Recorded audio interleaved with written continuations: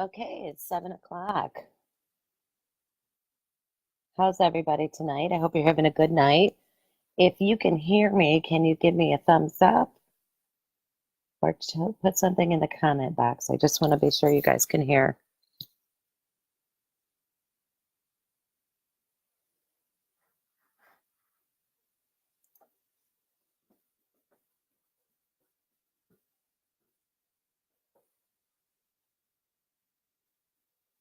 Okay, sounds like I've got sound, so we're ready to go. All right, tonight I'm going to talk about dermatology. I think I got your attention again with one of those crazy titles. I want to mix it up a little bit and make it a little bit more light-spirited and get some things across to you. I want to start just to tell you who I am. I'm Dr. Jennifer Klimek Yingling. I'm a dual-boarded adult and family nurse practitioner, and I'm going to share with you a couple of things about dermatology anyway.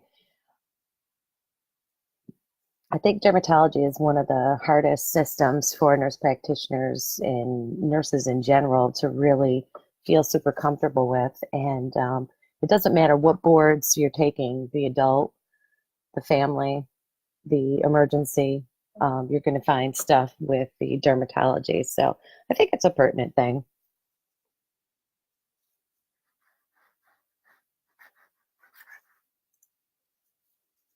Okay.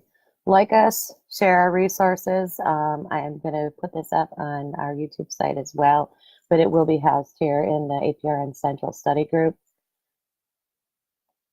All right. Some of the things I think right off the bat, you kind of have to have a good handle on are a couple of terms. One is a lesion.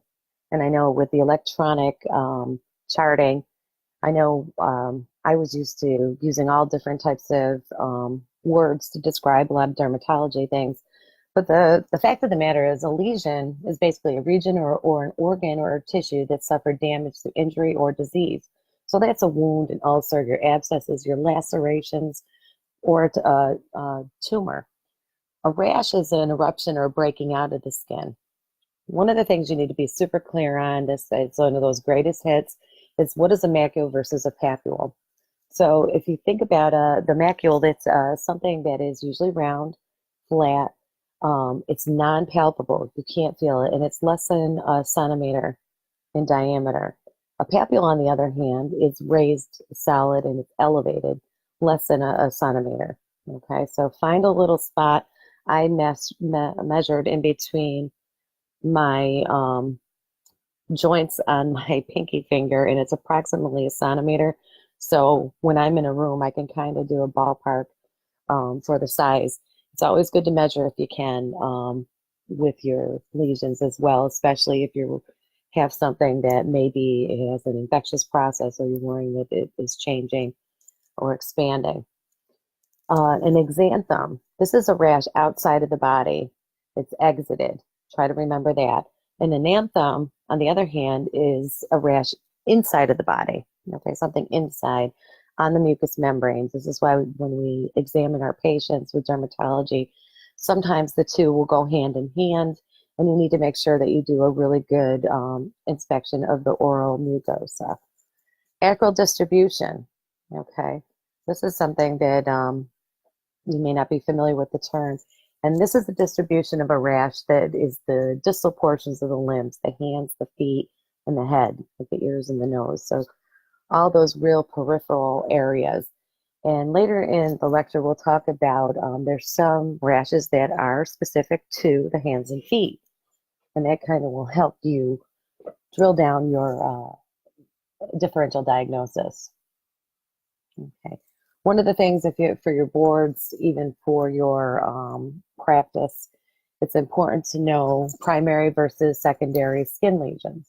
So your primary lesions are lesions that happen that don't have, nothing's happened to them. They haven't been aggravated, they haven't been excoriated, they aren't infected. So keep in mind, I'm not going to go over all your primary skin lesions. Take a screenshot if you have to. I'll give you a minute. But really take a look, because sometimes you know what you see but you don't know where to click on your EMRs, or you don't know the correct term. And it's important to know both your primary and secondary skin lesions. There's your secondary skin lesions. This is, if you think about scales, you think about psoriasis, your silver scales, lichenification. This is skin that gets thickened secondary to chronic trauma. You know, with the little kids, you'll see this when they're scratching a lot, with eczema, excoriation, and down. So take a quick screenshot of this. This is something also you want to make sure that you are clear on the terms, but I don't want to spend a ton of time on this, so we can move along and get into the funk. All right, so topical vehicles. This is something to think about when you are deciding what you're going to want to prescribe for your patient. And it's important for you to understand what is the weakest versus which one medication is the strongest. So when you think about your lotion, this is a formulation that's high in oxygen, or not oxygen, excuse me, in water content. It is best for thin skin. Think about your elderly, think about your infants, think about, if it's something you want to put on the face, you may want to use a lotion. Next in line would be your cream, then your gel. Remember that your gels are usually alcohol-based, and so sometimes that can be problematic if you have open areas. It'll be really uncomfortable for your patients, so you want to keep that in mind. And your ointment is your strongest vehicle for your medication. This is if you really want to make sure that that medication is getting to the area, the ointment is what you want to prescribe. Some of the questions that you're going to want to ask yourself when you're in regards to dermatology are the following. You want to know, where is the rash? Because as we talked earlier, that rashes perhaps that are only seen in the acral distribution on the hands or the feet, that's going to help with your differential diagnosis. You want to ask, where did the rash start? We know right now there's a huge problem with measles, and that's going to give you a clue if a child comes in with a rash. Where did it start? Did it start behind their ears, and has it now moved into the trunk area? Is the rash accompanied by a fever? We know that's a big red flag. That's something you definitely want to ask, and it's going to help you decide whether or not is this a viral or bacterial etiology causing that. You want to ask, how long have you had the rash? I mean, in my practice, I've had people who come in and they show up at the ER or urgent care, and they'll say, yeah, I'm here for this rash. How long have you had it? 16 years. And I'm thinking, okay, well, and I've been out to 5 different dermatologists, so that's going to help you too with your differential. Is this a chronic type of rash? Has it been going on since they were a child, or is this something brand new? Because that also can help you drill things down. Does anybody at home or work have a similar rash? This is a good one to ask too, because if you are looking and you're saying, is this the funk? Do they have scabies? Is this impetigo? Are they institutionalized, and everybody at the nursing home has a similar rash and they're itching like crazy? This is going to give you an idea, is there an infestation where the person is residing or working? And does the rash itch? That makes a difference too, and that's going to help with your differential as well. So these are some of the things you want to kind of ask when you go in the room and take a look at these assorted rashes. And I'm sure you're seeing a lot of rashes on a day-to-day basis in your practices or at clinical. Burn classifications. This is important when you do your documentation.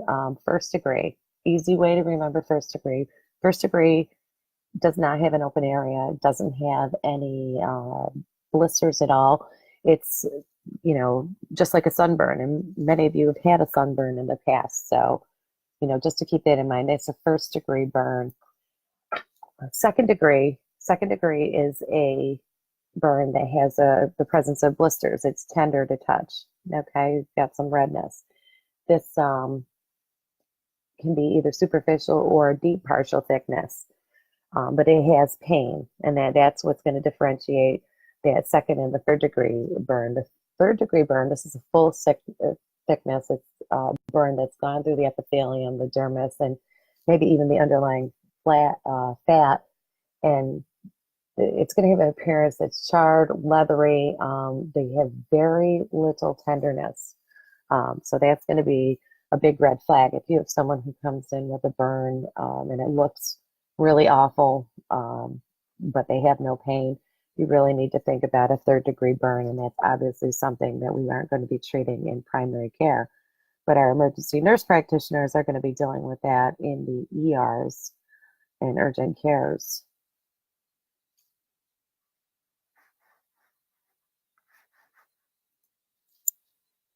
Okay. When you talk about burns, they're gonna ask you to give a total surface area, the rule of nines. Okay. In primary care, we are only going to be looking at smaller wounds. If somebody comes in and their whole left arm is burned, we know that they need to get sent right out of the office and have an evaluation at a higher level of care. So the only reason I put this up there is just so you can kind of take a look to see the percentages, because like I said, the EMRs are asking us questions and pushing our diagnostic skills for our documentation in a different direction. So that's just for your information. All right, Seborrheic Keratosis. This is, it looks like a wart or maybe like brown candle wax on the skin. It looks like almost you could peel it right off. Usually is black or tan. Usually you'll see this in middle-aged or older adults. They call it the barnacles of aging. Often seen on the chest, the back, the head, or the neck. You do not see this on the palms or the soles, so it is not acral. This is a benign condition. And here's a picture for you to take a look at. And you've seen this on your elders that you've taken care of.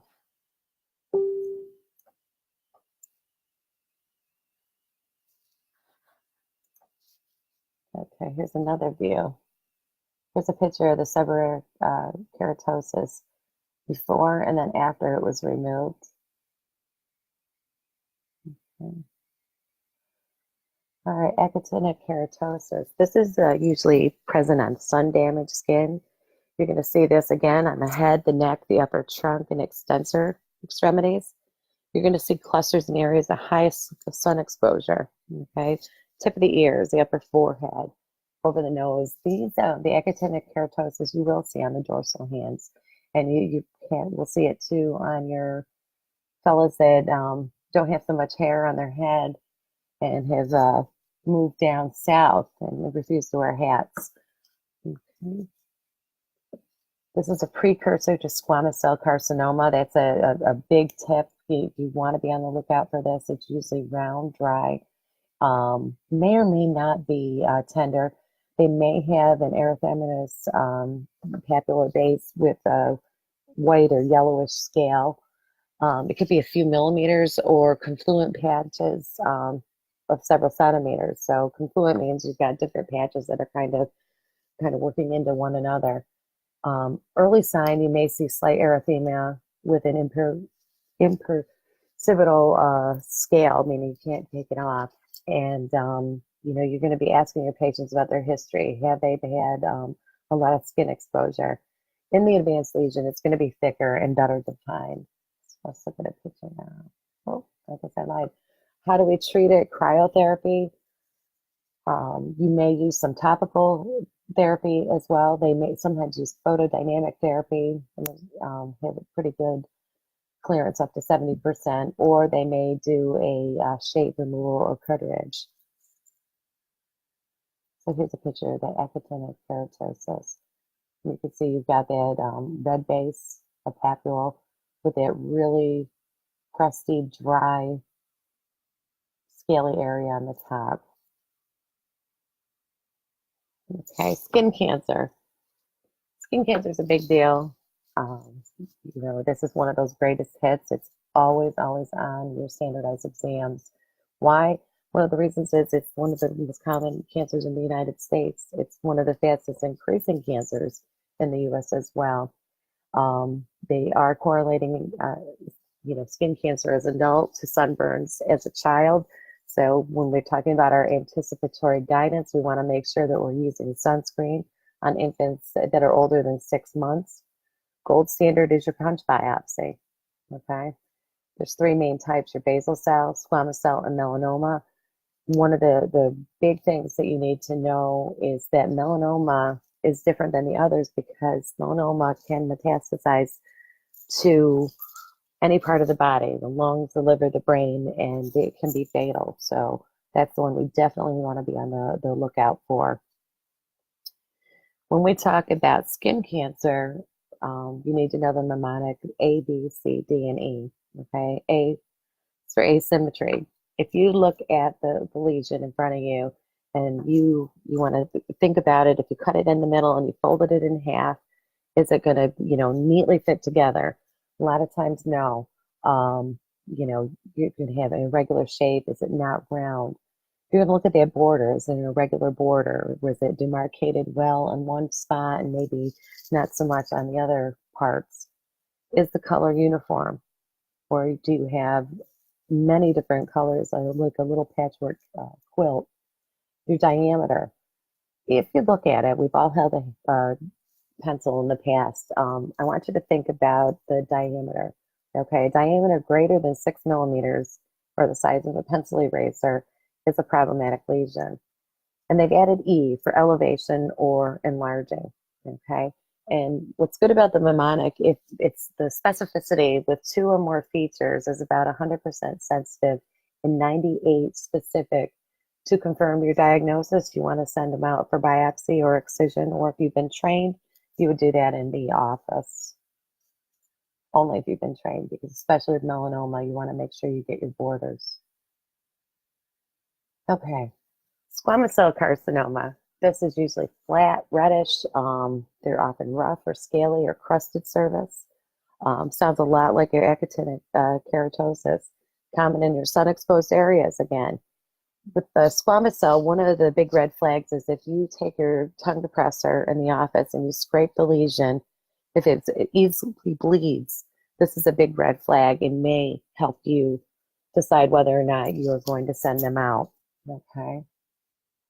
So here's a picture of your squamous cell carcinoma.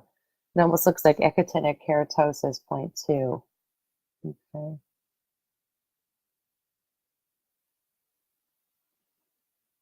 Basal cell carcinoma. This is the most common skin cancer. Okay, it's about 40% more common than squamous cell. Again, this is common in the sun-exposed areas. The head, the tip of the nose. This is going to be more of a translucent, pearly, skin-colored, dome-shaped nodule. Okay, ding, ding, ding. There's some words you need to remember when you think about basal cells. Translucent, pearly, dome-shaped nodule. You might have dilated blood vessels near the surface of the skin with basal cell carcinoma as well. So keep that in mind when you're looking at these lesions. You may need to get like a little magnifier. I just got a new tick remover, which I'm really excited to get. It's all with the urgent care. But anyway, it is stainless and it came with a free little magnifier which can fit in your pocket. And those are really nice when you're taking a really good close look at the lesions. And it's the telangiectasia. That's a hard word to say. All right. Here's a picture of your basal cell. Okay. More pearly, skin colored. All right. Melanoma. Why don't you just look at that word, melanoma? It's going to give you a clue where it comes from. It's it usually starts with the melanocytes. Okay, these are pigment-producing cells in our skin. We know that the rates are rising in the U.S., so we all need to be vigilant when you're doing your exams in the office.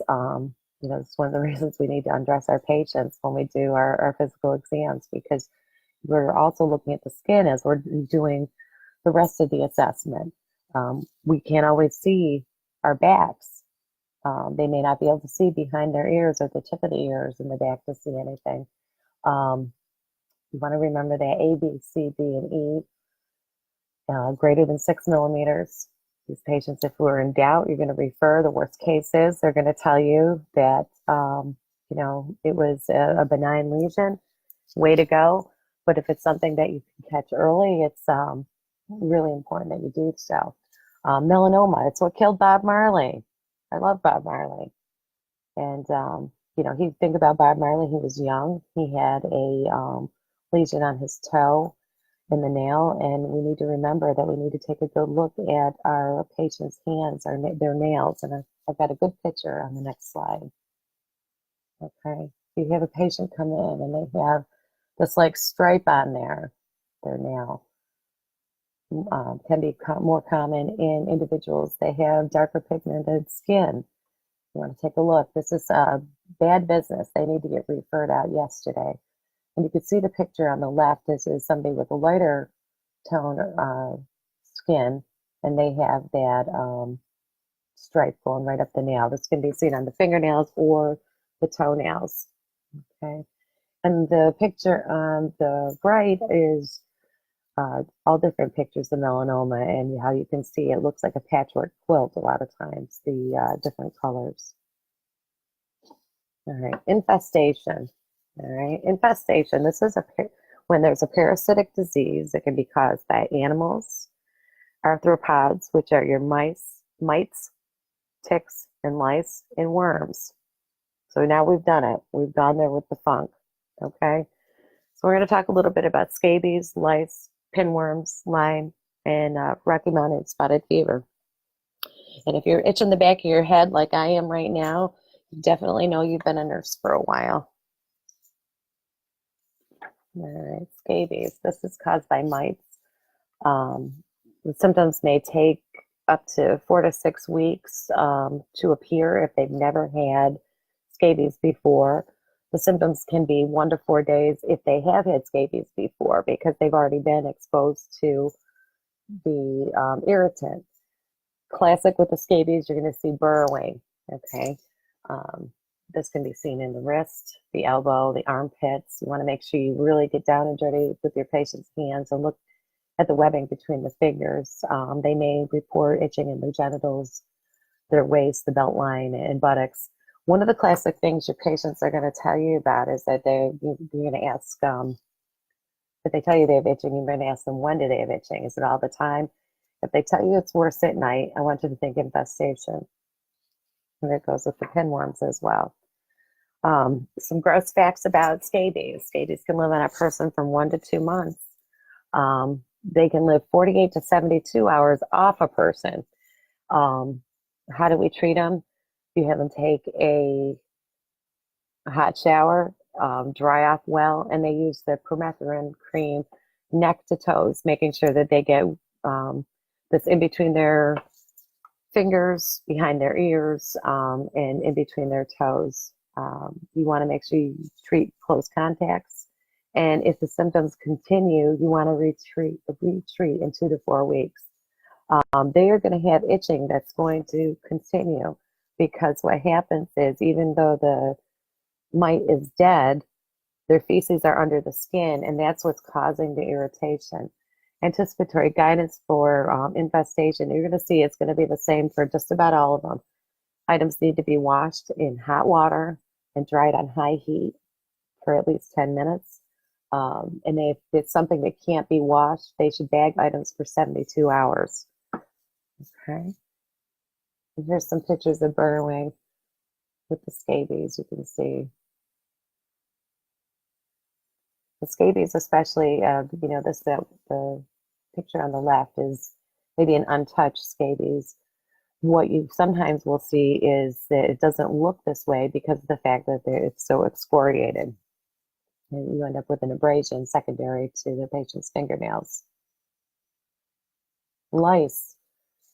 These individuals are going to come in with intense itching. Like if you've ever seen a kid with lice, they're like scratching their head like nobody's business. Like they just can't even stop themselves. These are parasitic insects that live on humans. There's a couple different kinds. You've got the head lice, body lice, and pubic lice. or the crabs. You'll hear your patients talk about that. You want to treat all your household members again and close / sexual contacts. You can use the pyrethins or you can use the permethrin lotion.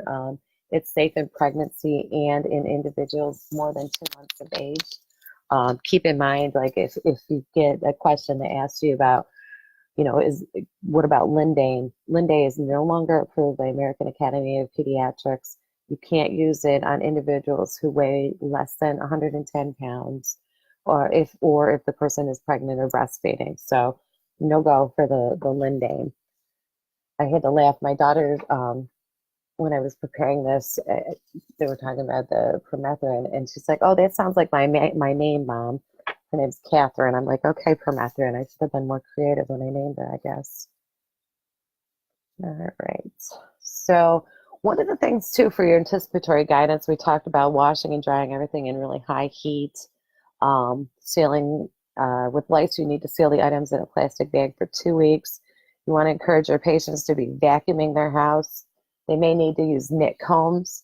And on one of the articles, they actually said to use some of the dog combs if they couldn't find the knit combs at the store because they're so fine. You want to tell your patients they can't use like their 2-in-1 shampoo conditioner before they use their treatment or any conditioner because it decreases the efficacy. Okay. And then they should not wash their hair for 1 to 2 days after treatment. These are things that you want to talk to your patients about. And here's a really awesome picture of lice. Okay. In the picture on the right, you'll see that the patient has the hair pulled up. And that's the really exciting part about lice. Sometimes they hide underneath the different layers of hair. So that can be problematic as well. So you need to take a good look. These are extreme cases. It may look in individuals with dark hair like dandruff, but as you can see, a closer look, that is not. You can see the nits and actually the bugs. Pinworms, just to make you itch a little bit more. This is the most common worm infection in the United States. You usually see this with preschoolers, school-age children, people under the age of 18. You may see it in, your adults who are caregivers for younger children and or institutionalized people. These individuals are going to be itching around the anus. Again, the itching is going to be worse at night. This is basically spread by not washing hands well after toileting. They kind of hang out under the nails. And one of the things is they like the dark. They're afraid of the light. It's kind of like their zombie pinworms. The light is their kryptonite. But anyways, at night, sometimes the adult worms can be seen directly around the anal area or in the pajamas. The worm, it's like a 1/4 to 1/2 inch long, and it can be clearly visible to the naked eye. Basically, finding a worm confirms the diagnosis. You can stop right there. If adult worms are not visible, you can have your patient conduct a tape test in the morning. You instruct them to apply a piece of transparent tape against the folds of the skin around the anus to pick up any eggs or worms, seal it in a bag, and bring it to the office so you can send it off to the lab for confirmation. With pinworms, you want to treat the whole household. These eggs can live 2 to 3 weeks indoors. If that doesn't gross you out, I don't know what will. Again, you want to have your patients vacuum, wipe down surfaces with an oiled cloth that they either throw out or boil afterwards. You want to discourage nail biting. Try to get these people to really get into hand washing and cleaning under their nails well. And one of the things that's also recommended that you open up the windows and the blinds, especially in dark bedrooms during the day, because this will help get them out of the home. How do we treat them? We use mebendazole. Okay. You can use parental paminate. This is actually available without prescription, or albendazole. All the drugs are given 1 dose initially and then a single dose of the same drug 2 weeks later.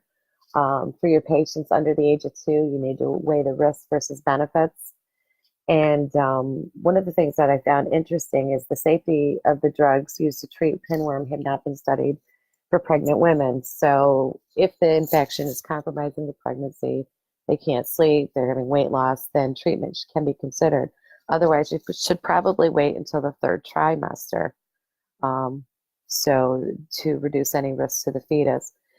If you have a patient who's breastfeeding, breastfeeding should not be withheld during mebendazole therapy. So just keep that in mind. Because you think about it, your women who have little kids running around the house, you know, are in childbearing years. So it's something to think about. And there's a picture of your pinworms.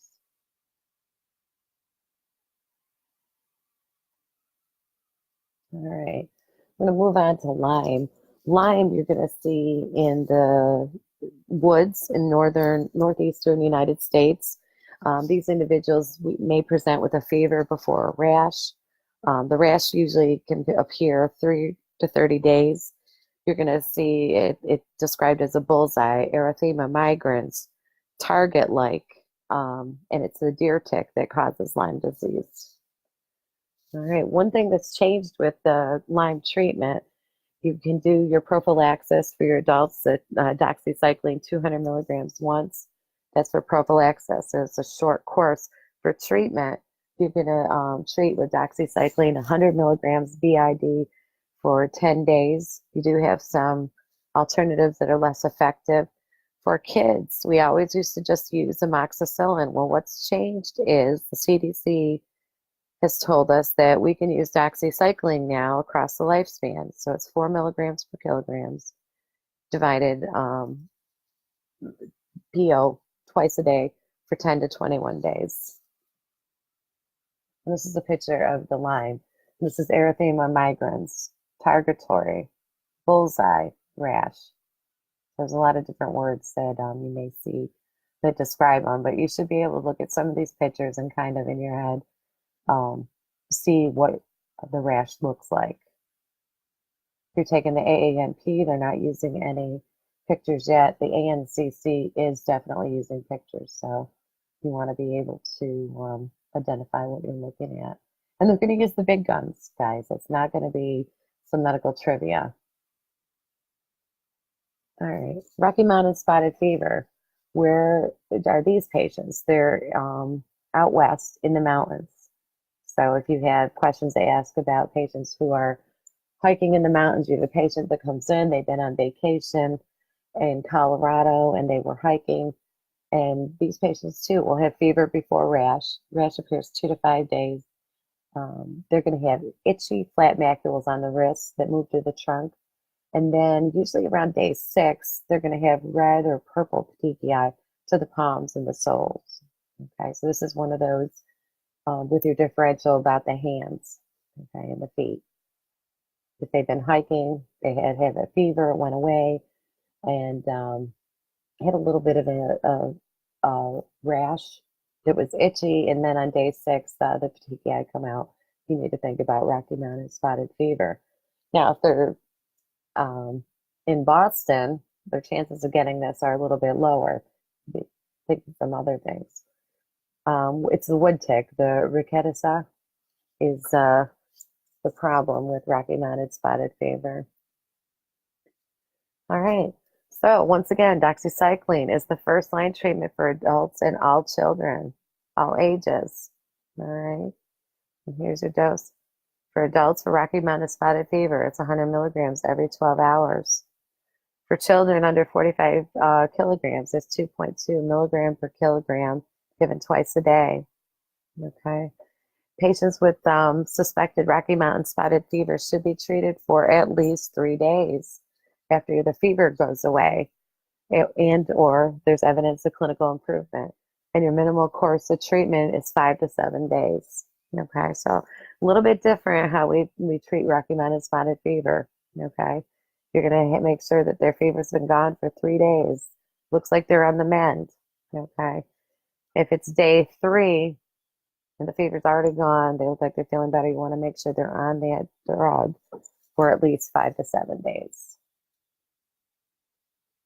Okay, and if you didn't believe me about the doxycycline, because we've had that drilled in our head, that we didn't want to use this in our young children because of tooth staining There it is, live and in living color. The CDC has this actually on their website.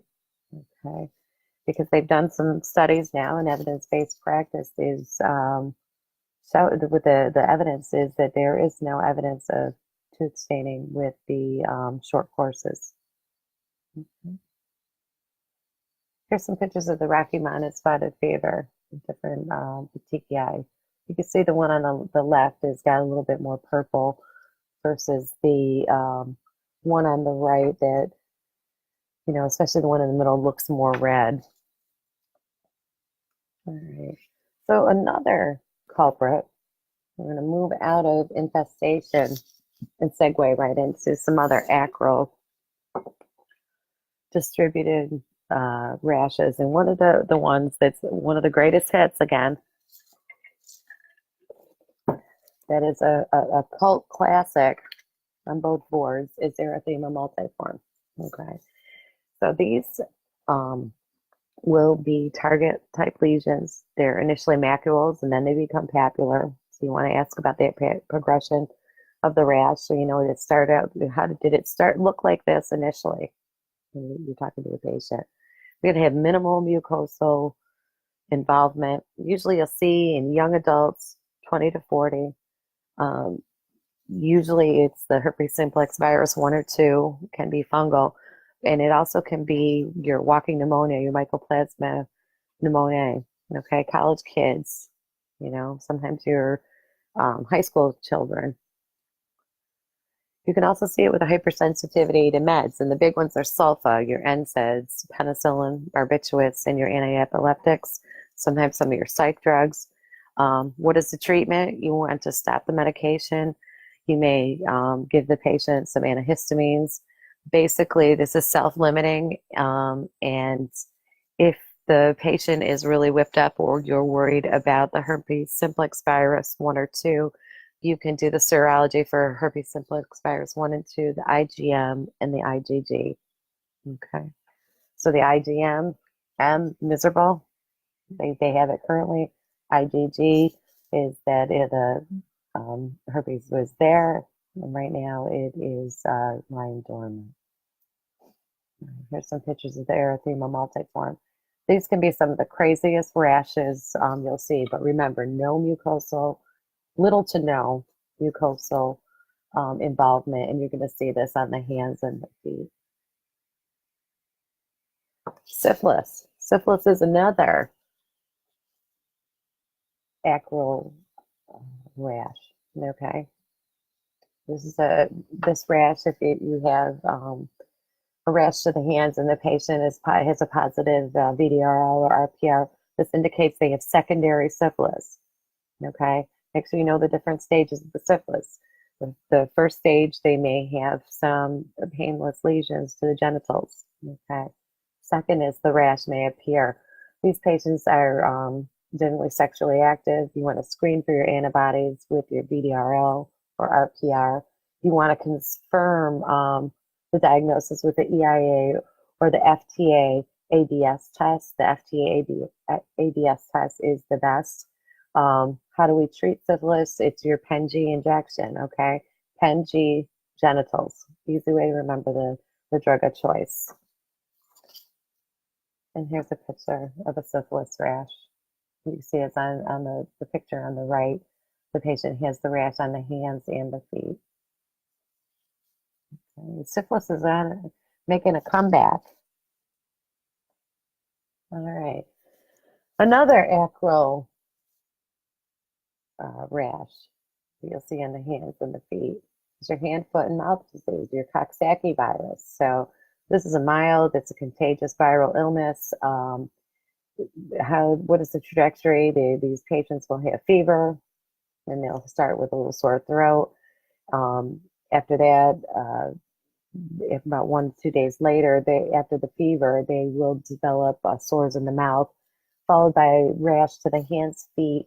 And you also need to strip down your babies, your toddlers, because they may also have these little rash on their backside as well, on their buttocks. The Coxsackie virus, what is the treatment? It's self-limiting. You're going to treat the symptoms. You're going to give them something for itching, um, tepid baths, Tylenol, Advil, and definitely some good hand washing and sanitary practices at the house. Okay, these are the kids you want to always look in the mouth if you see a rash. Okay, you can see this little guy's got something in his upper palate. Kawasaki disease is another cult classic. This is acute inflammation that lasts about 12 days. One of the things you can remember about Kawasaki's fever is number 5. Okay, Kawasaki 5. Fever more than 5 days, and they're usually less than 5 years of age. They're going to have extremely red eyes, bilateral bulbular conjunctival injection. Okay, they are going to have oral mucosal changes, fissured lips. They may have an injected pharynx or strawberry tongue. And you're going to see peripheral extremity changes. They're going to have the acral erythema and edema. Okay, these kids generally will have a polymorphic rash. They generally will have cervical lymphadenopathy. All right, you're going to treat with high-dose aspirin initially, and then low-dose aspirin for 6 weeks. You may treat with IV, IgG, or and most importantly, with Kawasaki, you're going to screen for coronary artery aneurysm. And the reason why you want to put them on the high-dose aspirin, they've correlated that drug treatment with decreased aneurysm formation. So it's important that we keep up on this, and if we suspect Kawasaki, we get these kids treated quickly. And here's some pictures of the Kawasaki. And I think that they had one of the best pictures of that, like, red strawberry tongue with the red lips. They kind of all got it going on. These kids also can have rashes in the groin area. And you can see the little guy in the upper left under with the letter A under him, how red his eyes are, how red his lips are. You look at the picture labeled C, you're going to see the really red hands, and they can progress to the picture on the lower right where they're starting to have desquamation. So an exanthum versus an enanthum, we talked a little bit about that. The exanthum, that's breaking out. Okay, that's a skin eruption. The enanthum is eruptive lesions on the mucous membranes. Think of it as an internal rash, and especially involving the mucosal membranes. So the reason I put this up here, especially for those of you who are studying for your boards, when you think about what are some of the things they're going to test you on, these are the big 6, okay? And what's interesting about these are the original 6 diseases. And we're going to go through them, and I just want to talk a little bit about the progression. So disease number 1 is measles. We're hearing a lot about measles. That tells me that's going to keep being on the boards because it's now a national problem, which is unfortunate. Measles was discovered in the 10th century, so that was the very first one. Then you move down to Scarlet Fever. It was first described in 1553. You go down to 3, Rubella-German Measles, 1881. Right. 4, Duke's disease, in 1900, turn of the last century. 1905 is your 5th disease, and they were super creative when they came up with that name, wasn't it? The other name for 5th disease is Erythema Infectiosum. Okay, your 5th disease, and then number 6 is the Roseola Infantum.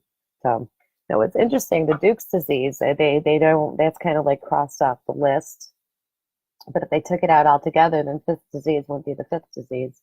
And they're thinking at this point, fast forwarding 100 years later, and now we've got labs and different things to confirm that this was misdiagnosed staph caused scalded skin or scarlet fever. Okay, so don't worry about the Duke's disease. That is definitely medical trivia. Okay, but if you're trying to figure out what are some of the big childhood exanthums / enanthums that you need to know about, you need to pay attention to rubeola, scarlatina, rubella, 5th disease, and your roseola.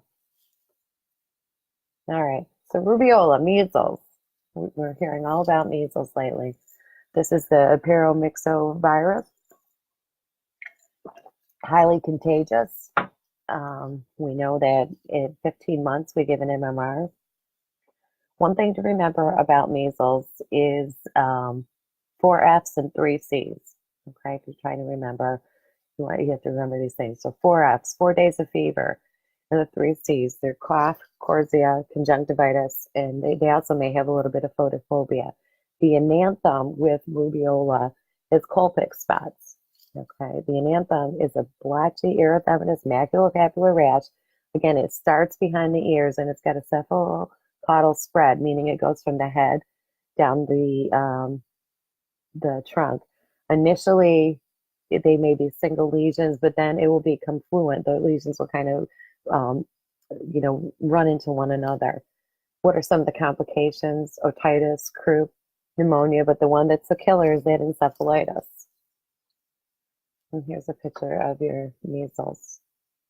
Okay, starts behind the ears, moves its way down the trunk. Koplik spots. Okay, Koplik spots. All right, they come 2 to 3 days before measles. All right, they are clustered white lesions on the buccal mucosa opposite the first and second molars. All right, it's in they can be a little bit bluish white, but as you can see in the picture on the right, there is it looks like maybe a little red halo around the white lesion. How do you remember? Is it the Koplik or the Forchheimer spots as the ananthem? Remember, rubeola and Koplik, there's one L in both words. Okay, rubeola, Koplik, one L. It's the first disease, the first molars where you're going to see it. Okay, so that's one of the reasons I want to give you the numbers as well. All right, Scarlet Fever, it's your second disease. The ananthem is the exanthem is the sandpaper-like erythematous rash that blanches under pressure. Okay, that's a key thing. You're going to look at this, you're going to blanch that rash, and it's going to blanch for you. It's going to be worse in the groin area. Okay, generally begins on the trunk and spreads outwards, spares the palms, soles, and face. Okay, that's going to help you with your differential too. Scarlatina, you're not going to find it on the palms, the soles, or the face. Pastille lines. Pastille lines, these are accentuations of a red rash in the flexure creases. You're going to see that in the groin, in the antecubital areas. The ananthem is your strawberry tongue, beefy red tonsils with exudate, and you can have palatal petechia. I mean, the petechia on the top of the mouth. Okay. Fever, chills. These kids are going to have malaise or sore throat. They may have abdominal pain and have lymphadenopathy. And we know that this is group A strep. We treat with penicillin. All right, and here's a picture of your scarlatina. Another picture of the strawberry tongue. The picture on the left here is the pastille lines. Okay, you can see it's in the antecubital area. And then there's another picture of the scarlatina, but it's not so much the look of the scarlatina, it's how it feels. It's going to feel very, very rough on your hands when you're doing the exam. Okay. All right, German measles, third disease. Okay, rubella. The exanthem is the erythematous macules and papules. They start on the face, okay, and spread cephalocaudal. It moves on down, okay. Rubella starts on the face. The ananthem is your Forchheimer spots, okay. You're going to see enlarged post-occipital, retroarticular, and post-cervical nodes, okay. You're going to notice the lymphadenopathy is going to be worse while the rash is present, and the lymphadenopathy can last a week after the infection clears. Okay, so you're going to see that. What are some of your differential diagnoses? Your drug rashes, your mono, and you want to inquire in the house if mom is pregnant, because and is an anti-vaxxer per se, and you know, the little one, the preschooler brings the rubella home. You worry about congenital rubella syndrome, and this can occur in a developing fetus, in a woman who contracts rubella in the first trimester. Can be very detrimental. They can have a miscarriage, stillborn baby. The infant can also be blind and deaf, so it's big business. And here's a picture of your German measles. You can see with the little guy on the left that those measles are all over his face. The Forchheimer spots. Okay, these are pinpoint red macules and petechiae on the uvula and the soft palate. Okay, usually seen in about 20% of individuals with rubella, and this will precede the skin rash. Okay, so I'm going to take a look at these people's mouths. Duke's disease, I told you that's a non-issue. Don't even worry about it. This is the fourth disease, and they aren't even sure if it really was a fourth disease or just a misdiagnosis.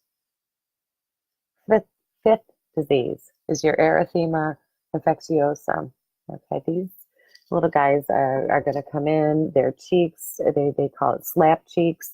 They may have, when you look at these splotches on their face in the next picture, you'll see that these bright red blotches are over the cheeks, but it does spare the nasal bridge and the periorbital region. Okay, that's key. They're going to have a symmetric macular lacy, or you may see it described as fishnet pattern erythematous rash over the extensor surfaces of the extremities. They're going to have a low-grade fever, headache, sore throat. It is the parovirus B19. That's something you need to know that causes Fifth disease. What do we do for these individuals? It's supportive care, and we want to give some anticipatory guidance because that rash can last 7 to 10 days before resolving. They are not going to have any scarring. Your moms are going to be off the chain about the rashes. If you're working with peds, I know my youngest son is very, very fair, and he had a drug eruption at one time, and I was afraid to bring him out. He looked like he was abused, and all I wanted was that rash to go away. And it's one of those things that just takes time sometimes. All right. Here's some pictures of your Fifth disease. See the slap cheeks? And I wish they had a better picture of the rash, but you can see with the Fifth disease that the rash is going to go down the arms, the extensor surfaces of the extremities. You see on the left that it's lacy per se, or they also describe it as fishnet pattern. Roseola. I want you to look at the word roseola. It's going to give you a clue. Okay, light pink or rose colored. There's going to be almond-shaped macules and papules. Usually they start on the trunk and rapidly spread to the extremities, neck, and face. So once again, you want to ask, where did the rash start and where did it go? These kids are going to have extremely high fevers. Fevers of 103 to 106, super high. They're going to be irritable. Once the fever resolves, okay, they may have the fever for 1 to 2 days. The fever goes away, kid's feeling better. Then all of a sudden, this rash blossoms. Etiology is the human herpes virus 6 or 7, and management is supportive. Okay, roseola. It's like a color of a pink rose. Okay, and you can see, especially in the picture on the upper right, that this is now a little bit papular as well. Initially, it's going to look like the rash on the left, and then progress into a more macular papular rash. So make sure you know the difference between a macule and a papule. Here's another picture. I like visuals. I think that helps. Okay. All right, molluscum, also known as poxvirus. Key term, if you're seeing your patients with the molluscum, when you look, you're going to see if they're small, they're papular, they're flesh-colored, and they're umbilicated. So it looks like they have tiny little belly button in the middle. They look like tiny little glazed donuts. That's another way to maybe think about it. They're going to have some itching. You can see these on the face, the neck, the arms, abdomen, genital area. They may be seen alone or in little clusters. If you see it in the genital region, that's always a red flag for sexual abuse. If you see someone that has widespread molluscum, that's a red flag as well. You want to think about a low CD4 count in somebody, or somebody who's not aware that they have HIV or AIDS. How do we treat? Cryotherapy. Sometimes they use curettage, laser, and they also do use the toxin cream, but this is contraindicated in pregnancy.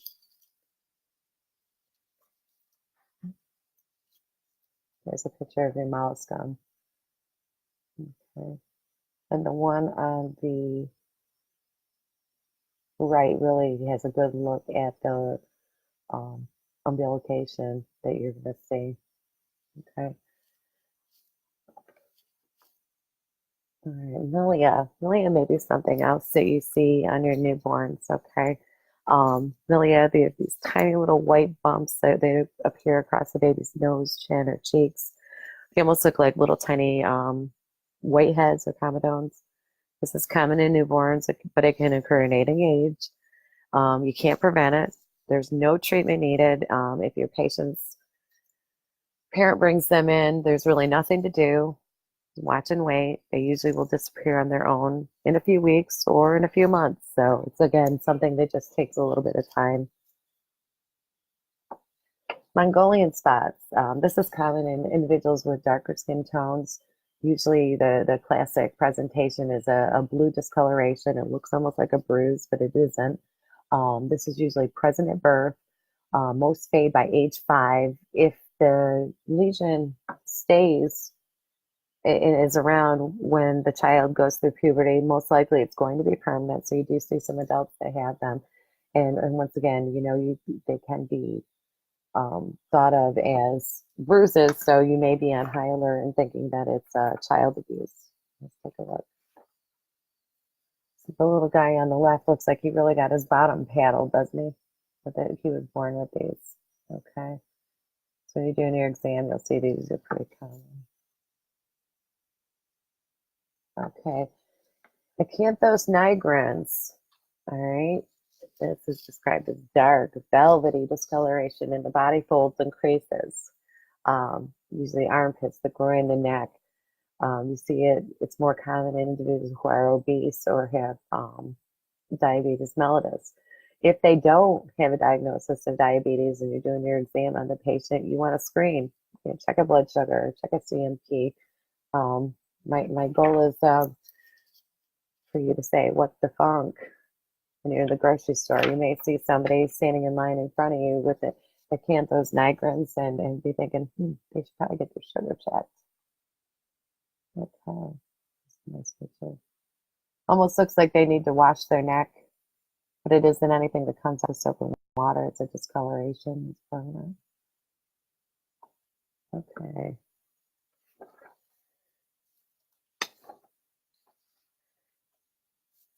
Xanthosis. All right. These are cholesterol deposits under the skin of the eyelids. Usually are symmetrical, so you see it on both sides.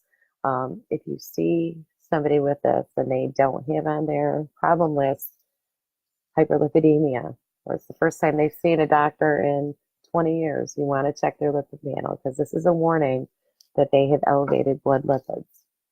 They're basically little cholesterol deposits under the skin. You guys have seen these before. They can be in different shapes, sometimes in the inner corners. Sometimes you'll see them like underneath the eyes. Lupus butterfly rash. Okay. So this is a malar rash. That's another term you probably should know. And this is a rash that affects the cheeks and the bridge of the nose. Okay, the cheeks. Butterfly shape. Usually is red, thick, scaly. We know that lupus is a hallmark to have Inflammation. So it may burn, it may itch. It's a photosensitive rash. So you may have someone who presents to your office after a trip to the Caribbean or going down south in the wintertime and spending a lot of time in the sun, and they come back with the butterfly rash. Usually, if this is women in childbearing years, we know with the African Americans, it can be increased prevalence. How do we treat? We're going to screen for our lupus, doing the CBC and ESR, your CMP and an ANA. You may use a skin biopsy to confirm your diagnosis. And here's a picture of the butterfly rash. I tried to get it's all different skin tones because it can look a little bit different depending on the skin tone. It may be more prevalent in somebody who has very light skin versus, maybe a little bit more subtle in someone who has a darker skin. And looking at the lady on the upper right versus the woman on the bottom, the picture on the bottom, you can see that it's a little bit more demarcated and easily seen in the upper picture versus the lower. But you can see both of them. With both of them, the bridge of the nose and the cheeks aren't affected. It's kind of like the three bears, these individuals. I got a very light skin, darker skin, and then I've got a medium skin. And you can see on the picture on the left, she's got maybe a medium skin, but it's a little bit more prevalent, and you can see it. And that's, I think, even more of a professional type of photo, where it was a little bit more candid. So the lighting's better. All right, with tinea, if you didn't take Latin, you need to have a quick lesson, okay? I was lucky enough to take Latin in high school. It's a dead language, but I can tell you it's helped me on standardized tests extremely a great deal. So tinea capitis. Capitis, you think of ball cap, it's the scalp, the head. Tinea corporis is the body. Tinea pedis, the feet. Tinea curis is your jack itch. You're going to see this in the groin or the leg. Just generally with jack itch, the scrotum is spared. It's a little tip for your patients when you're taking a look. Tinea versicolor, this is multicolored when they have skin exposure. So what happens is all winter long, they won't complain at all. The minute it'll be like July here in upstate, because that's when maybe the sun will come out. But these patients will get a tan, but there'll be areas like on their shoulders or their arms that doesn't tan at all, stays completely real light, like little splatches, like somebody threw bleach on them. And that is what tinea versicolor looks like. Okay. So ringworm. This is the tinea corporis. It's a ringworm of the body. Tinea capitis, they can have it in the ringworm infection in the head. If you're working with kids, you're going to see this. Moms get absolutely off the wall crazy about this because you can't hide it. You can't put a Band-Aid over it. They can't wear hats in school, they can be quite large sometimes too. These are fungal infections. They are itchy. They can be from the barber if they don't clean their blades. They can get it from school. They can get it from animals, gardening. And sometimes now with the kids wearing all those like those slap bands, the wristbands, or the different ones for the wristbands for different causes. You may see breast cancer, pancreatic cancer, they're all different colors, but they hold the moisture in and create a wonderful environment for the fungus to grow. Usually what these rashes are going to look like, it's going to be a circular rash with central clearing, and you're going to use your antifungals for these infections. And here's a picture of the ringworm on the body as well as on the head. Okay.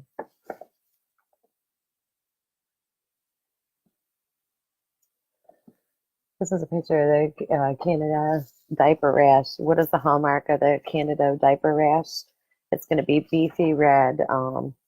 But on both of these, if you look at the little bum on the left, you'll see up at the top over their left buttock, It looks like a little dot. If you look at the picture on the right, you can see all those like little dots outside of the big red beaky area. Those are called satellite lesions, and that can give you a clue if the rash you're looking at is fungal rash versus something else when you're looking at your diaper rashes. All right, we'll talk about herpes a little bit. So when you think of herpes, you think about group vesicles on an erythematous base, okay? And viral, chickenpox, zoster, herpes labialis. These are generally spread by direct contact and respiratory droplets. They don't use a zinc smear anymore. It's outdated. That's a red herring. If you see that on your exams, that is not the gold standard. The gold standard now is the viral culture, your PCR test or your blood test, okay? If your patient has been diagnosed with zoster or chickenpox, you need to do that anticipatory guidance and talk to them that they shouldn't be around neonates or oncology patients, are immunocompromised individuals. Some of our some of their family members may be on medication for RA that can cause a little bit of an immunocompromised state, HIV, someone who has AIDS, and are unvaccinated individuals too, we have to keep in mind. So you want to talk about the anticipatory guidance with your patients. Varicella, another word for that is chickenpox. This is another one that they've been reporting that the kids are having. They're having like chickenpox parties to get the kids exposed, so they actually get the virus. These the virus they come in crops, so they're all different stages. The lesions, you have some that'll blossom and some that are healing all at the same time, and that's one of the things how you would differentiate between varicella versus smallpox, because with smallpox all the lesions are at the same stage, whereas varicella, they are not. Usually this will spread trunk to face, okay? It's kind of like Remax going the opposite direction than many of the other rashes we see in childhood. How are you going to treat acyclovir or Valtrex, your Vanvir? You're going to use symptomatic treatment for fever and pruritus, and they can return to work, play after all their lesions have crusted, okay? And their afebrile. Okay. So here's the picture. You can see you've got a papilla, you've got a blister and an ulcer, all on the same piece of the skin. You can see it a little bit blurry on the right-hand side, but all different stages. That's going to be a big clue when you're drilling down your differential. Okay. Herpes zoster. Okay. 1 in 3 adults over 60 will get zoster. So if you're working with any type of adults, you're going to see zoster in your career. Remember, it only affects one dermatome, predominantly found in the trunk area. And basically, this is the varicella virus. It kind of wakes up after being dormant for those of us that have had the chickenpox. What is the prodrome? There's nothing to look at, but they may tell you that they're having itching and burning, some poking. Sometimes they'll have like a little bit of a fever, not always. In the acute phase, they're going to have the rash, the pain, the fever, and the rash is macular-papular group vesicles on an erythematous base. You'll see the recurrent with all your viral rashes. It's erythematous base with group vesicles. All right, you want to treat with acyclovir, your famciclovir, valciclovir, and you want to do that within 72 hours. You want to make sure that these individuals have some pain control. They're very uncomfortable. Our area around in our chest and our trunk near our rib cages are just filled with different nerves. I mean, you think about how somebody acts if they have a broken rib. With they're super uncomfortable. These patients, it can be really hurting. So, this is one of those places where you may want to give short bursts of the narcotic pain meds. You want to make sure you use your NSAIDs at an anti-inflammatory dose, okay? Not the over-the-counter dose, which is for pain. The anti-inflammatory, which is that higher dose. And if you are using the NSAIDs, you may want to make sure that you give them something to protect their stomach, because we do know that within just a few short, like less than a week, I think it's a week or two, you'll start to see remodeling of the mucosa in the stomach. So they're going to be on it for a while. You want to make sure you have them on something gastroprotective. Okay, so what are some of the complications with zosters? You've got the Ramsay Hunt. Okay, this is a zoster in the facial, and it affects the auditory nerves. These patients, when you look at them, you may see vesicles on the tympanic membrane or external ear, and they may have facial palsy, tinnitus, they may complain of deafness. This is very much similar to Bell's palsy, but there is no rash. Hutchinson sign, if you get anything about what I'm talking about, herpes, this is one of the things that I'm going to hit at home with a picture in a little bit. When you're looking at your elders and you are suspect of zoster, because one of the places we know it's on the trunk, but it also can be on the face, the neck. When you're looking at the rash, you want to make sure that you take a real good look at the tip of the nose, around the eye. Is there any eye involvement or uveitis? Because if the tip of the nose is affected, there's a 75% chance of eye involvement. And if that's the case, and even if you're really not sure, send them to ophthalmology. Have them get a good slit lamp exam by a professional, because these individuals can end up with corneal ulceration. They can end up with blindness. Disseminated zoster. This is defined as greater than 20 lesions outside of the dermatome. Why do we care about that? You worry about encephalitis and meningitis secondary to that. And those patients, if you suspect disseminated zoster, they need to be sent to the ER and be hospitalized. Okay. Zoster vaccine.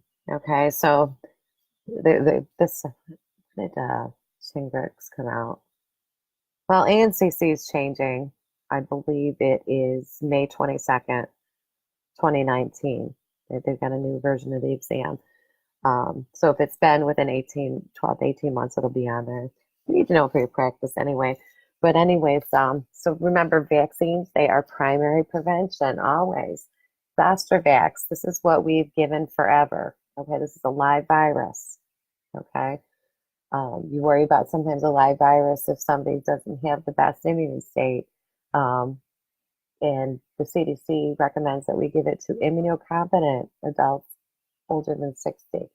And one thing that we know about the Zostavax is that the protection wanes after about 5 years. And they've actually found that there's sometimes no protection after 8 years. And there's no booster approved. Okay. So now they've developed Shingrix. And why I wanted to mention this, I think that, it's been, 18 months. I think this is going to start showing up on the boards, and we should be aware of that. This is recombinant. Okay. So this means that it's not a live virus. Okay. And it's recommended for all adults 50 years and older. And the protection lasts greater than 5 years. So this is the one that is now preferred on the advisory committee on immunization practices, and that was in 2017. Okay, so Shingrix is now the immunization of choice.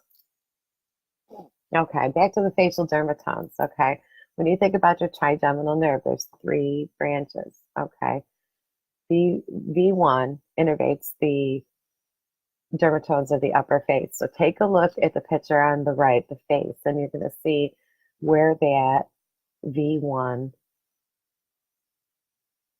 section of the trigeminal nerve is. Can you see why now, if you have zoster that affects the tip of your nose, why you would be so suspect that there would be eye involvement? It's just where that dermatome runs.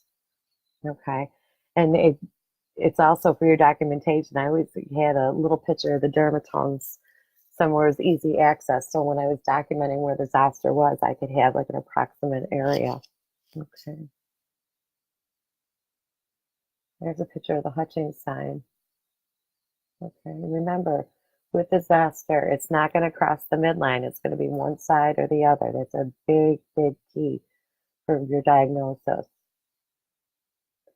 All right, Ramsay-Hunt syndrome. You hunt in your ear for cranial nerve 7. Remember that. Okay. They can have tinnitus. They can tell you that they can't hear at all. They have hearing loss. Uncomfortable.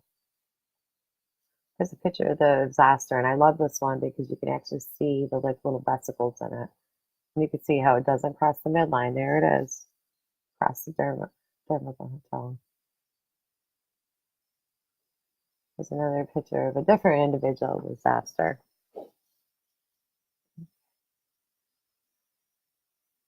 All right, dermatomes. C3 is a high turtleneck shirt. T4 is at the nipple line. L1 is the inguinal ligament. Okay. Easy way to remember where you're at with your documentation during your assessment. All right. Herpes simplex. Okay. This is usually due to the herpes virus. Oral is typically 1. Genital is typically herpes simplex virus 2. Easy way to remember, you have 1 hole up at the top, 2 down below. I know it's a little bit crass, but it's a way to remember where these 2 viruses generally occur. You may have intermixing. Again, this is going to be a group of vesicles on an erythematous base that becomes scabbed over 48 to 72 hours. We do know herpes simplex virus 2 it increases the risk for HIV. You want to treat with acyclovir, your Valtrex, or your Fanvir. Keep in mind, and I actually went on, there's a called the Good Med. I think it's through Walmart. Anyway, it'll tell you the different prices in your area of any med you could possibly want. And acyclovir by far is the cheapest for treating your herpes. So keep that in mind. You know, we've got a lot of people who have high deductibles now or don't have insurance still. And it may be a real cost prohibitive if you order something that's really expensive. Why is it important? Herpes in pregnancy. It can be fatal to a newborn if they're exposed. They can get encephalitis, blindness, learning disabilities. Generally, you'll start suppression therapy at 36 weeks for an individual with recurrent herpes. At the time that the mother goes into labor, if she has an active outbreak, sometimes they will do a C-section. You want to treat with acyclovir, Valtrex, and Fanvir. One thing I wanted to mention to you is that these drugs are all class B, so they're safe in pregnancy. Next thing I want to talk about is a herpetic whitlow. This is a painful vesicular lesion on the finger of the thumb. Usually you'll see more with the herpes simplex virus 1 versus 2. You also they have something on their finger. You want to look at their mouth again and see, do they have any oral lesions? Again, you want to treat with your acyclovir, your Valtrex, your Fanvir. And here's a picture of the herpetic whitlow. All right, moving on to atopic dermatitis, your eczema. Okay, it's called atopic dermatitis when it is not flared up. When it's flared up, it's eczema. This is chronic. It's itchy. It can be red, dry. You're going to see it in the skin folds. And a lot of times you're going to see this with the triad, with the asthma and the allergic rhinitis. AAA for these patients. Atopic dermatitis, asthma, allergic rhinitis. How are you going to treat it? You're going to treat with topical hydrocortisone. You are going to worry about secondary infections due to this, the atrophy or striae, lichenification. Or and they also will sometimes tell them, not obviously with a small infant, but it's somebody, an adult or a child that you're not worried about a choking issue, to put plastic piece of saran wrap right over the medication to really drill that in. You want to use emollients, or you may use the topical immune modulators. And now you're seeing that they're using like the Humira and that type of thing for the the really severe eczema. One little tip too, the Elidel, believe it or not, Elidel is also antiparasitic, so you can use it for lice and scabies. Here's a picture of your atopic dermatitis, your eczema. All right, psoriasis. It's basically old skin that forgets to shed, okay? It's this is chronic. You're gonna, if you see anything or in your patients and any questions you're asked about silvery scales, think psoriasis. They will have frequent remissions and exacerbations. With psoriasis, one thing to keep in mind, it's usually symmetrical and bilaterally. Okay, you see it on the elbows, the knees, the skin folds. Auspich sign is pinpoint bleeding when you remove an outer scale from the psoriatic lesion. Okay, the Koebler phenomenon is skin lesions on the lines of trauma, and this may result from linear exposure, or irritation, or itching. Okay, those are three things you need to know about psoriasis: silvery scares, Auspich sign, and the Koebler phenomenon. And here's a picture of your psoriasis. Here's another picture of common areas. You see all these silvery scales. How do we treat emollient? You may use systemic, methotrexate, your Humira. Pityriasis rosea. Okay. These patients, this is an idiopathic, and they're not even quite sure if it's infectious. If it is, they think probably it's viral in etiology. These are papulous squamous lesions. Okay, they're oval, salmon-colored plaques. And these individuals will tell you that when they come in, that I had this like little area here on my abdomen that was red, and now it's spread everywhere, and that usually will precede the rash. So they'll have this one Harold patch, and then it'll move on over.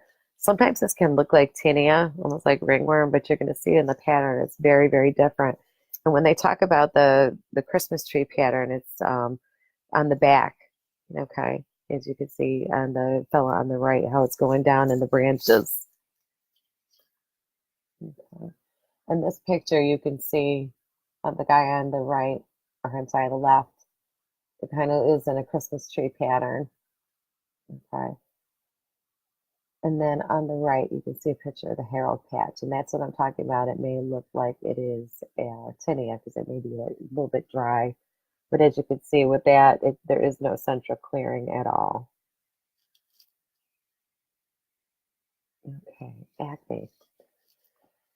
Acne, you need to know the different stages and how do we treat them. It's a little bit of stepwise. Okay, so mild acne. These are usually open or closed comedones. You may have some mild papules and pustules. How are you going to treat over the counter or prescription retin-A, your benzoyl peroxide, your salicylic acid, and that may do the trick. So if they're getting better, no problem. Now they may tell you, your patient may come in and say, geez, I have been using the medicine, but now my skin's drying out. It hurts. You may tell them to back off, not to stop the medication, but to use it maybe every other day. Moderate acne, these are inflammatory lesions. They may have mild to moderate papules and pustules. This is when you're going to bump things up to, you try the over-the-counter. It hasn't helped at all. Now you may use or add doxycycline or erythromycin. They've got the medication benzomycin.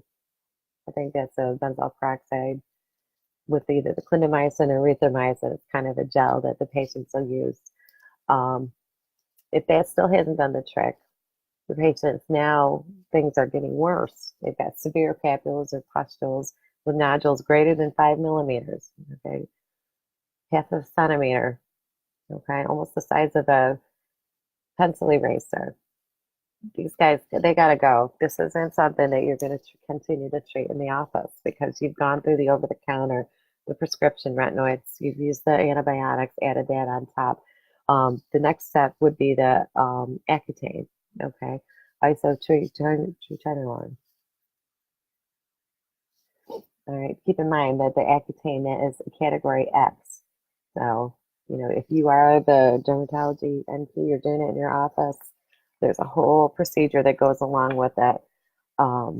You have to do the pregnancy test, you have to have them do the eye pledge online. It's a huge, and blood work. So their cholesterol can go up. They can end up having liver issues. So it's something that needs to be closely monitored. All right, tetracycline. All right. Tetracycline can stain teeth. Okay, you don't want to use tetracycline in pregnancy. It's a category D. You don't want to use in individuals less than 8 years of age. Tetracycline, it's these patients, if you put them on that for the acne, they can end up with photosensitivity. So you want to talk to them about that.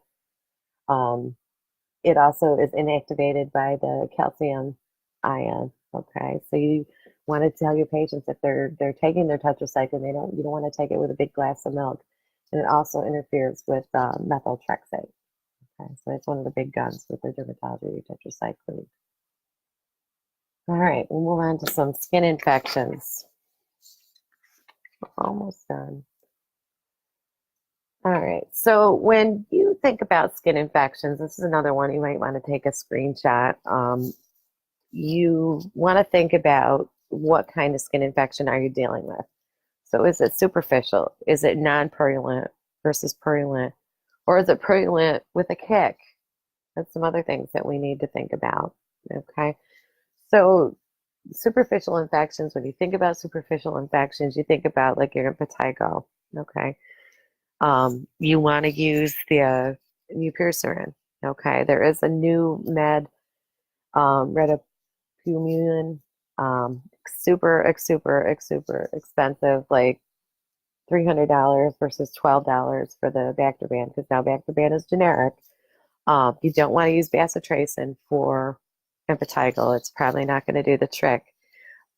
If you see that the impetigo is all over the place, it's in a really young child where they're going to be having the Bactroban all in their mouth and everywhere else, you may want to use an oral penicillin or a dicloxacillin, okay? If there's a penicillin allergy, you may want to move over to a clindamycin or a macrolide. Clindamycin isn't a macrolide. I'd say it's a cousin to a macrolide.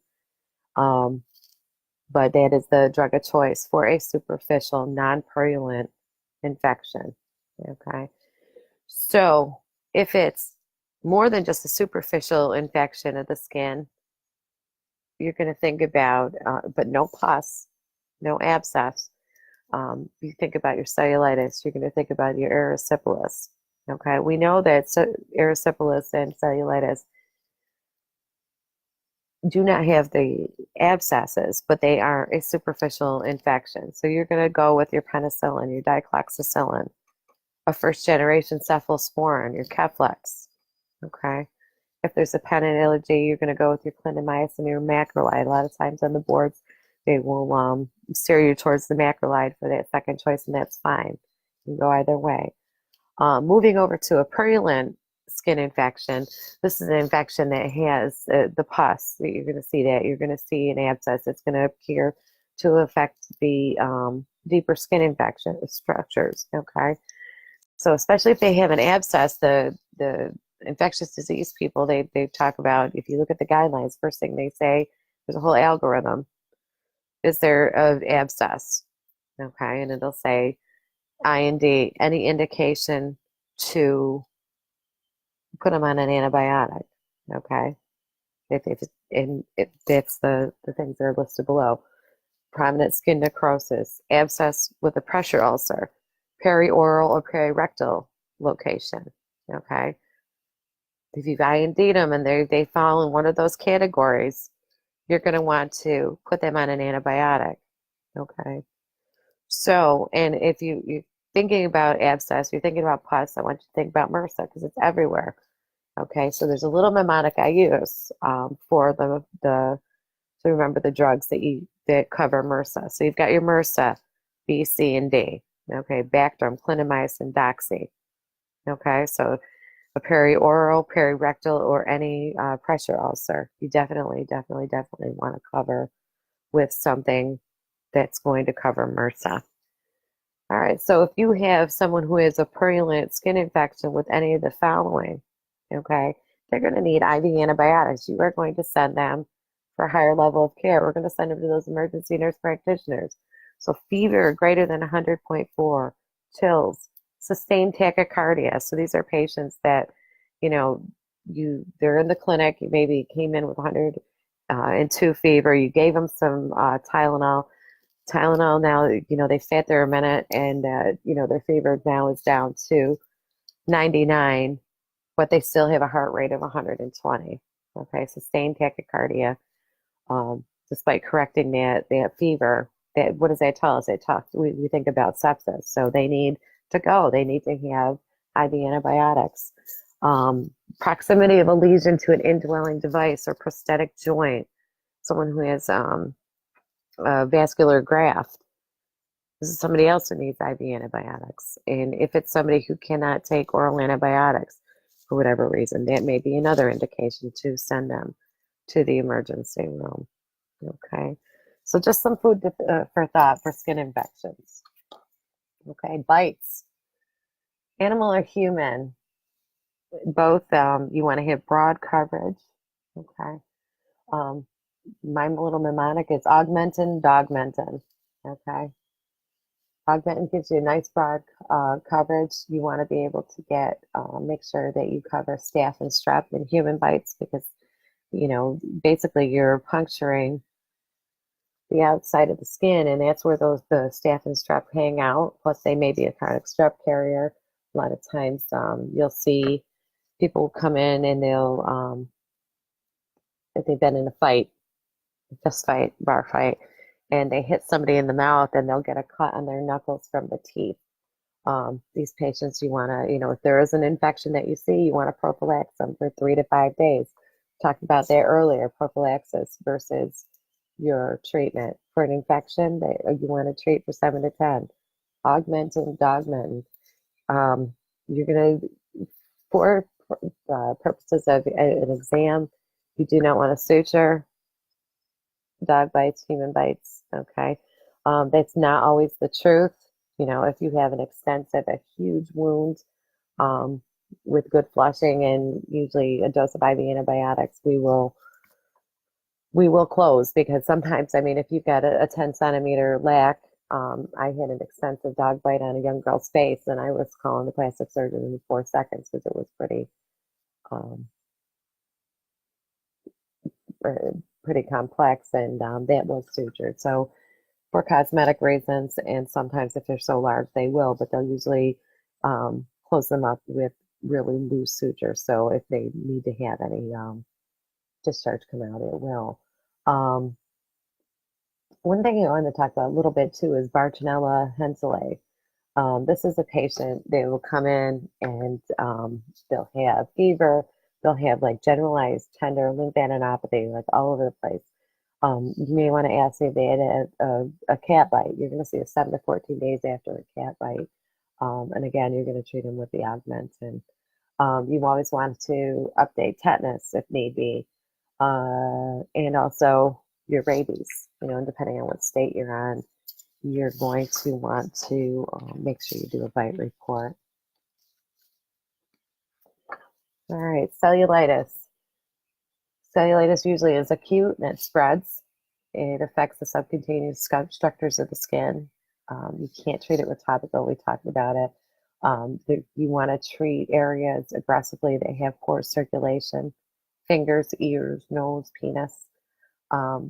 You want to try to culture from the point that hurts the most.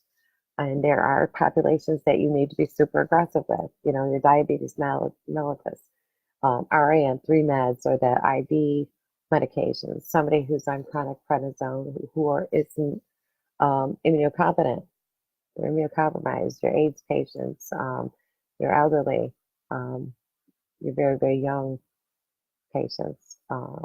You want to remember staph and strep are gram-positive organisms.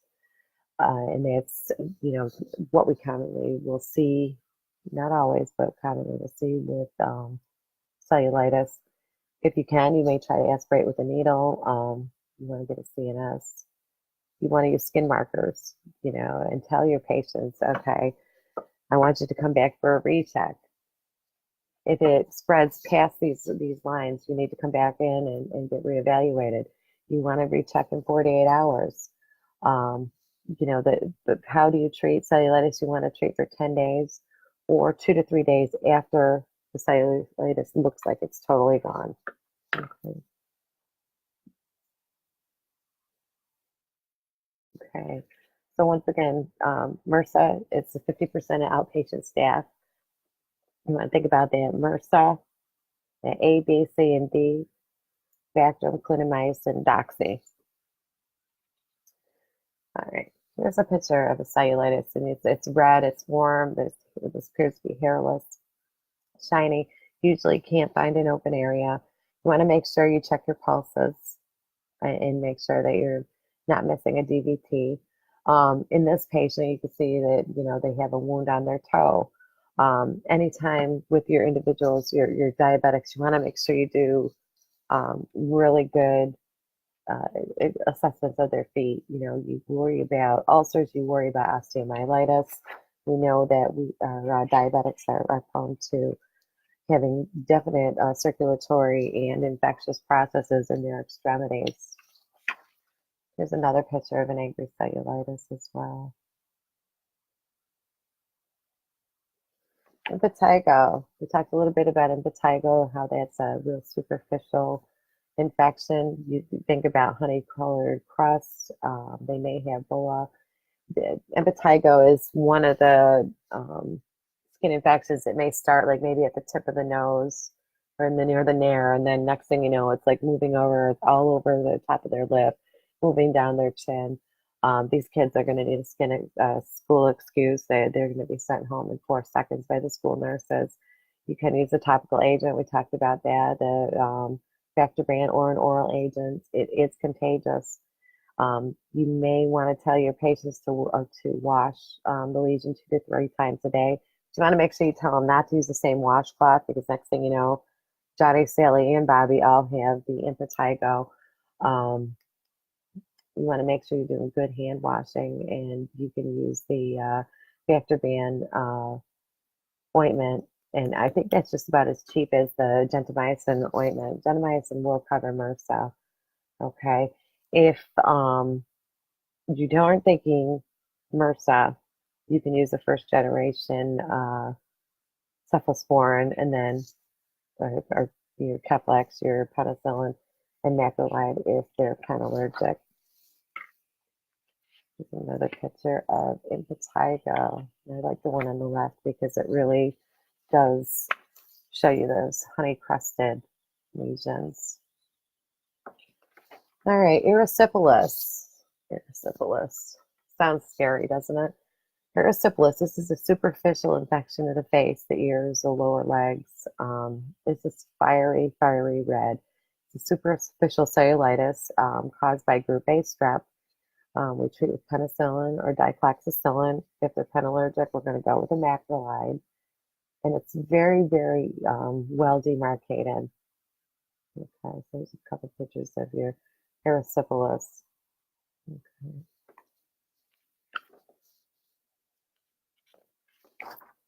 Fasciitis, another common skin thing that we'll see with our ladies who are breastfeeding. It's pretty common. It happens in about 10% of breastfeeding women, usually caused by Staph aureus.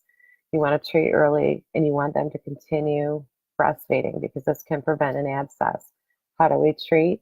Once again, penicillin, macrolide if penallergic. You wanted them to continue breastfeeding, and you may have the women may talk about cabbage leaves help draw out the milk, make them a little bit more comfortable. You know, this is going to be a big question, especially your first-time moms. They're going to see the redness on their breasts and think, oh my God, you know, is the infection going to go into the baby?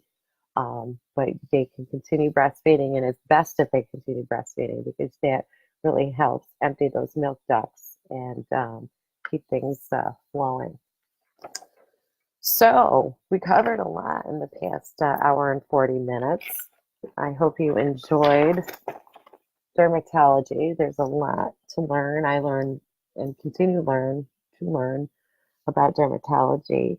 And I hope it helps you in your practice and on your boards.